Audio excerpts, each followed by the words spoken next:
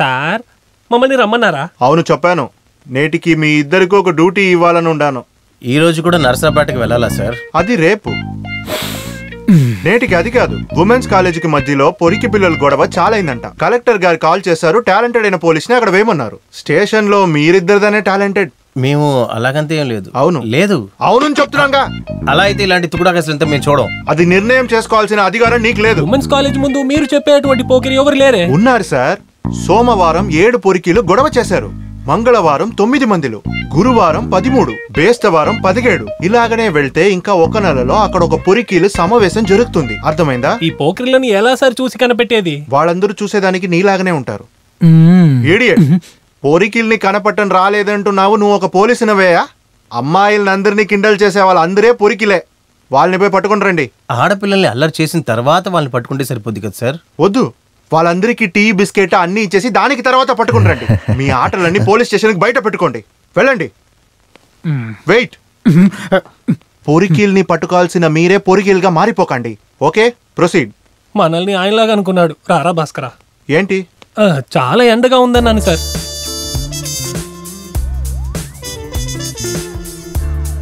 ఇక్కడ అలాంటి ఏ ఎదవలు లేరు కదరా. వాళ్ళందరినీ అలాగే వెళ్ళిపోమును. ఇంత అందమైన అమ్మాయిలు ఇప్పుడు వస్తున్నారే. ఇప్పుడు మన దృష్టి ఇక్కడ పెడితే చాలు. పోలీస్ స్టేషన్ నుండి పర్మిషన్ తీసుకొని మనం ఇక్కడికి వచ్చి నించున్నప్పుడు ఒళ్ళంతా చల్లగా ఉంది భాస్కరా, ఊటీలాగా. ఇవన్నీ చూడ్డానికి భరత్ కుమార్కి అదృష్టం లేదు. ఇక మాట ఈ డ్యూటీని మనమే చూద్దాం. ఏమంటున్నావు?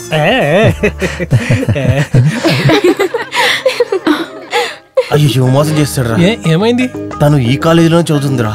ఎవరు? అంజు. కాలేజీ తర్వాత అందరూ ఒక్కటిగా వస్తారు కదా.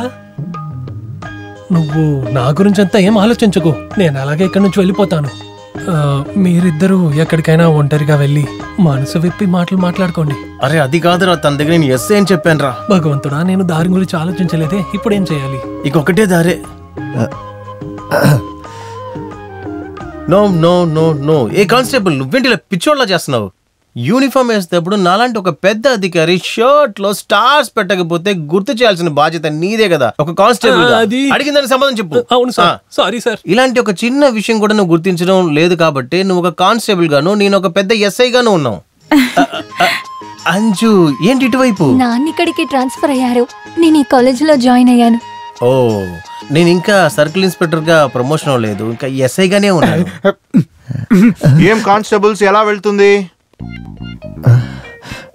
భాస్కరన్ కానిస్టేబుల్ నీ కడుపు మళ్ళీ లత్తి ఎక్కడా? నవ్వుతూ ఉండక సుపీరియర్ ఆఫీసర్ ని చూసేటప్పుడు క్యాప్ వేసుకుని సల్యూట్ చేయాలని నీకు తెలవదా ఏంటి? Come on I say.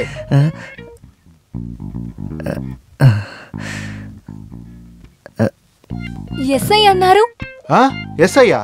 వీడా? వీడికున్న ఒకే గొడవ ఇదే. పోయిన వారం కేటీ కాలేజ్లో అను అనే అమ్మాయి దగ్గర వీడు చెప్పింది ఐజీగా ఉండాలని చెప్పాడు. డ్యూటీలో మస్తైన వాడే. మాలాంటి పోలీస్ ఆఫీసర్స్ వీడు సమస్యకు పెట్టిన పేరు పిచ్చివాడు.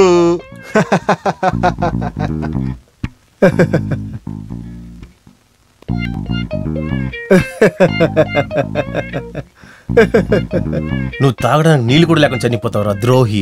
నాకన్నా మా నాన్న పెద్ద ద్రోహిగా ఉన్నాడు. కాళ్ళు జారి బావిలో పడి నీళ్ళు ఎక్కువ తాగే చచ్చిపోయాడు. అంజురా, నేను డ్రాప్ చేస్తాను. Okay bye.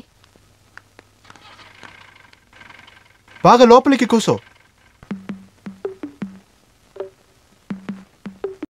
నాయకుడు జీవించు, నాయకుడు జీవించు, నాయకుడు జీవించు, నాయకుడు జీవించు, నాయకుడు జీవించు, నాయకుడు జీవించు, నాయకుడు జీవించు, నాయకుడు జీవించు, నాయకుడు జీవించు, నాయకుడు జీవించు, నాయకుడు జీవించు, నాయకుడు జీవించు, నాయకుడు.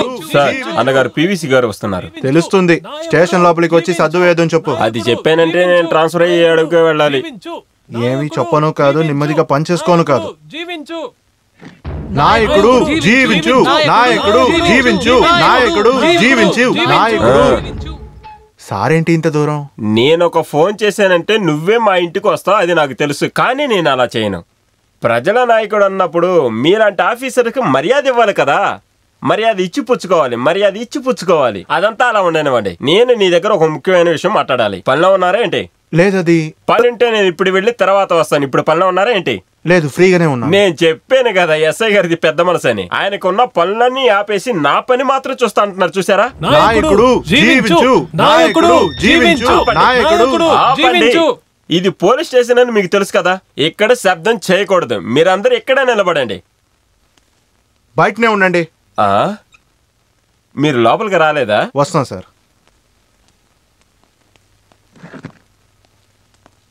ఏంటి ఎస్ఐ కూర్చోలేదా? ప్రజల నాయకుడు అయ్యిండు కూడా నేను నీకు ఇచ్చిన గౌరవాన్ని నువ్వు బాగానే గమనించావనుకుంటాను. అయినా కూడా నువ్వు నాకు మర్యాద ఇవ్వలేదన్న చిన్న బాధ నాలో ఉంది. మీరు ఏం చెప్తున్నారని నాకు అర్థం అవ్వలేదు. నేను నా శిష్యుల్ని బయట ఎందుకు నిలబడ్డానో నీకు తెలుసా? నువ్విలా చిన్న పిల్లల్లా మారం చేసేటప్పుడు నన్ను నేను కంట్రోల్ చేసుకోలేను. నోటుకొచ్చిందల్లా తిడతాను. డ్యూటీలో ఉన్న ఆఫీసర్ని చండాలంగా తిట్టడం నాకు అంతగా నచ్చదు సార్. నీ పేరేంటి? భరత్ కుమార్. ఓ భరత్ కుమారా? నీకున్న భరత్ కుమార్ అనే మంచి పేరు. ఆ పేరునే లేకుండా చేసుకోకు. ఏయ్, నీకు తెలియదా?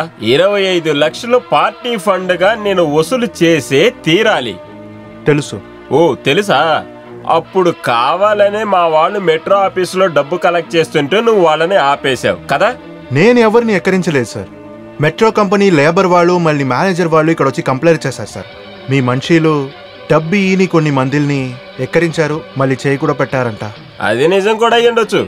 ఇష్టపడి ఇలా వసూలు చేసిన డబ్బులు ఎవరైనా తిరిగి ఇస్తారా? అప్పుడు కొంతమందిని తిడతాం, కొడతాం. ఇదొక ప్రాసెస్.